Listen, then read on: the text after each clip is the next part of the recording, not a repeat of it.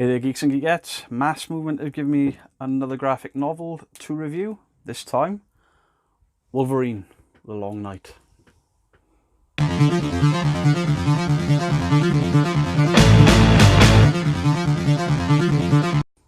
So guys, before I get started with a review of this, I'm going to try something a little bit different. I'm going to ask you guys a question, and down in the comments below, if you answer correctly, next video you'll get what I'll call a geek point. I'll give you a shout out on the video. You've got to answer it correctly. The question is, what is Wolverine's real name? I'll give you a clue. It's not Logan. Comment down below with your answer. If you're right, I'll give you a shout out next week. Wolverine The Long Night is a story based on a podcast script. I haven't listened to the podcast, but after reading this book, I'm definitely going to. It was written by Benjamin Percy, who also scripted the podcast, and the artist is Marcio Takara, and was published by Marvel Comics in early 2019 as part of a 5-part story. To get into this, I'll read out what's on the back. Marvel's hit scripted podcast comes to life on the printed page. Following a string of mysterious deaths in Burns, Alaska, special agents Sally Pierce and Tad Marshall investigate, but soon find out more is going on than meets the eye. A rundown cabin in the middle of nowhere, feral children lurking in the trees, a sinister cult worshipping in a cathedral of night, and a serial killer on the loose. Everyone has their own suspicions about the culprit, but the evidence keeps pointing investigators back to a certain Claude Loner. As the body count climbs and the small town spirals further into chaos, one man, one monster sits at the centre of it all. It's a Logan story like no other. And it is a Logan story like no other. We'll get into it now. So you need to ignore, really, this part of the book where it says Wolverine. Because even though Wolverine is in the book, this book isn't about Wolverine as such.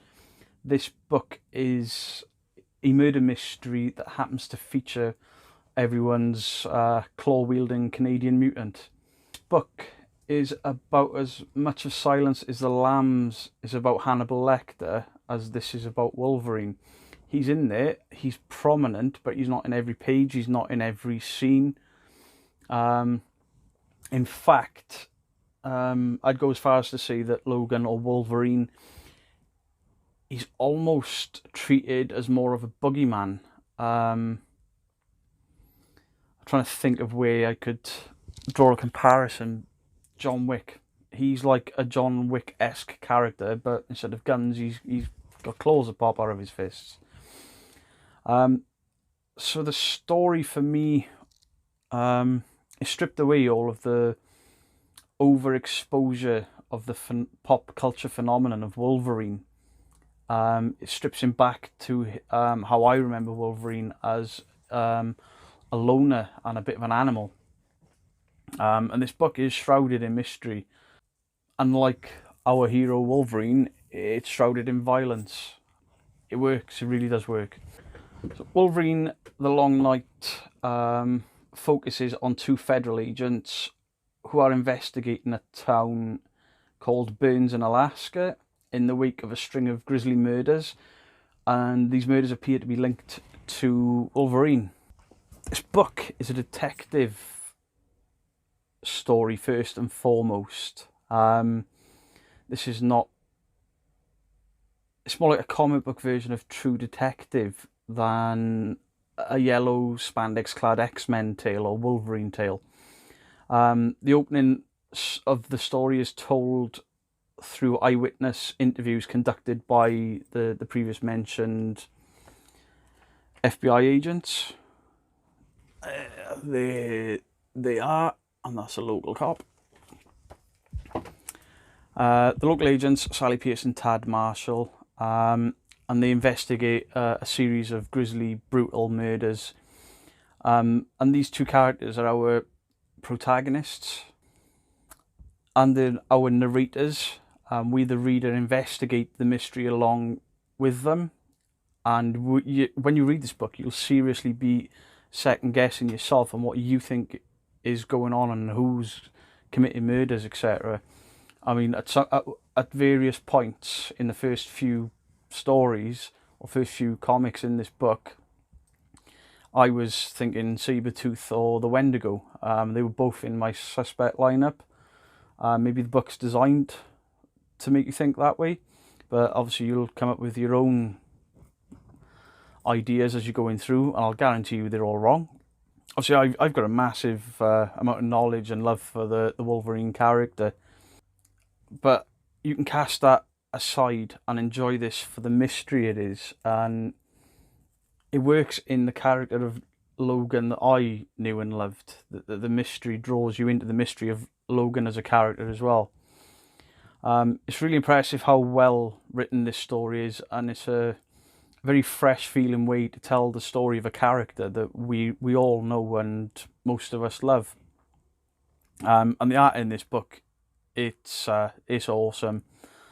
There are panels based around Logan that you just stare at for ages. I mean, the first page, that image, that is some beautiful art right there.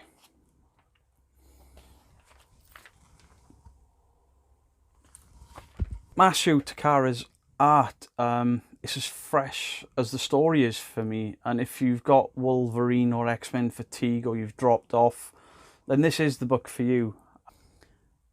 The art, both ink and line work, give this book more of a detective comic vibe, which is exactly what this book and this story need. So the desolate sort of background of Alaska gives a sense of loneliness, isolation, and that mirrors the original sort of Wolverine character and story that we all are used to. Matt Miller's colours, they're on point. The bleak, cold and grey, which it bolsters the feel of the story. The comic adaptation of The Long Night is one of the better Wolverine comics, I think personally, that's been published in a long time. Benjamin Percy, who scripted the podcast, absolutely nails, for me, the tropes of a small town that's been shaken by tragedy. The characters away from Wolverine feel real, believable.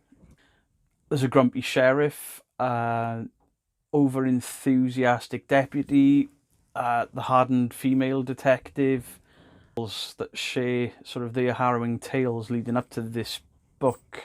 Are really well written, and these characters in the hands of a lesser writing team could have come across as one-dimensional or cardboard cutout or cookie cutter, something that we've seen before.